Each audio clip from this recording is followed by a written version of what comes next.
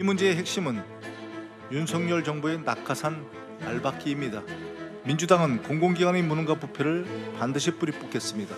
12.3 내란 이후 취임한 기관장이 53명에 달합니다. 특히 윤석열이 파면된 이후 임명된 사람만도 22명입니다. 후한무치도 이런 후한무치가 없습니다. 전임 정부에서 임명된 공공기관장들이 국민 주권 정보와의 국정 철학과 보조를 맞추지 않고 있다는 평가가 이어지고 있습니다. 저는 과거 야당 비대위원장이었으면 여야 합의로 공공기관장 임기와 대통령 임기를 일치시키자고 주장한 바 있습니다. 지금도 같은 생각입니다. 전임 정부 인사를 쫓아내겠다고 나서는 것은 그땐 틀리고 지금은 맞다는 궤변이자 내로남불의 극치입니다.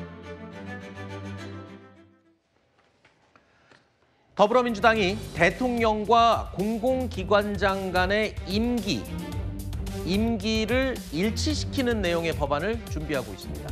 대통령 임기가 끝나면 그 시점에 맞춰서 임명됐던 공공기관장들의 임기도 끝나야 된다. 그러니까 자리에서 물러나야 한다라는 겁니다. 이렇게 되면 무려 344곳의 공공기관장들이 모두 교체되어야 합니다.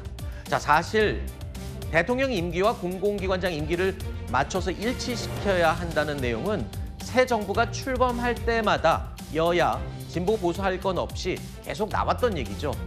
그런데 이번에 민주당이 이걸 좀 결론 짓겠다라고 이야기를 하는 것으로 보입니다. 게다가 최근에 이재명 대통령이 공공기관 통폐합을 제대로 해야 한다, 개선을 해야 된다라고 여러 차례 언급한 것도 아마 영향을 주는 게 아닌가 싶습니다. 국민의힘도 그 필요성에는 사실 공감하는 것 같습니다. 문제는 과연 임기 일치 법안, 이 법안을 국회에서 처리하도록 국민의힘이 동의를 할 것이냐 여부입니다. 국민의힘이 동의를 하게 되면 윤석열 정부 때 임명됐던 공공기관장들이 빠르면 내년 3월이면 싹 다 교체가 돼야 하기 때문입니다. 자, 국민의힘 입장에서도 그동안 이게 필요하다라고는 얘기를 해왔어요. 근데 그게 과연 지금이어야 되냐라는 점에 대해서 또 어떻게 할지 궁금하네요. 그러니까 대원칙적으로 봤을 때는 공감하는 취지가 있습니다. 네. 이거는 과거에 이제 윤석열 정부 초반에도 실은 여당이었던 국민의힘이 주장했던 바와도 비슷한 부분이 있어요. 왜냐하면은 문재인 정부 당시에 이제 임기가 끝났음에도 불구하고 소위 알박기 인사가 됐던 공공기관장들이 자리를 버티면서 사실은 윤석열 정부 집권 중반기까지만 해도 문재인 정부 출신의 공공기관장들이 자리를 차지하고 있는 경우가 많았습니다. 자, 근데 그래서 국민의힘이 이 원칙과 방향에 대해서는 어느 정도 공감할 수 있겠지만 사실은 내로남불의 어떤 문제는 있다라는 것이죠.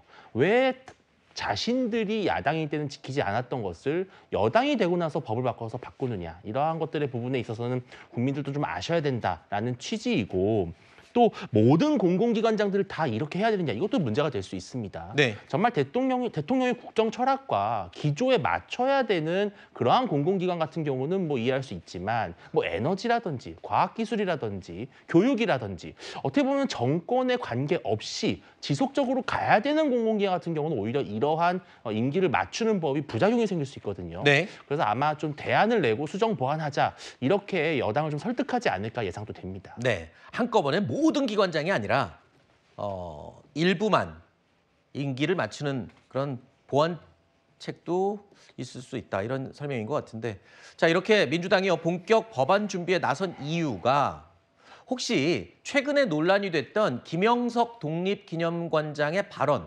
그리고 그 이전에 있었던 이진숙 방통위원장의 행보, 언행, 뭐 이런 것들이 더 이유가 되지 않았을까, 이런 분석도 나옵니다.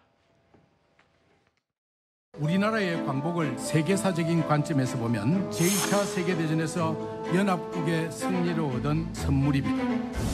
정치보복이라는 단어를 쓰는 것은 후보자의 뇌구조에 문제가 있다고 저는 생각합니다. 저의 뇌구조에 대해서 말씀하신 부분에 대해서 사과를 원합니다. 최민희 위원장에 대해서는 제가 모욕죄 혐의로 고소를 했습니다. 정말 생각 패턴이 이상하다. 그리고 왜 이걸 답하지 못할까? 정말 정말 이상하다. 이런 취지였다는 점을 다시 말씀드리고 공익 차원으로 해석이 될 수가 있단 말이에요. 이게 실제적 악의를 증명하기가 쉽지 않을 건데 괜찮으시겠습니까? 제가 느낀 모욕감에 대해서는 어떤 식으로든 이야기를 하고 싶었습니다. 취하실 생각은 없으시죠? 제가 고소한 지 얼마 되지 않습니다. 그리고 고소인 조사도 받았습니다. 이준숙 방통위원장 같은 인물은 사실 이재명 정부에서 좀 껄끄러운 인사긴 해요. 그렇죠? 국무회의에서조차 배제할 정도로. 그런데 이게 또 강제로 껄끄럽다고 해서 강제로 배제를 시킬 수 없으니 입법으로 해결하겠다 뭐 이런 건가요?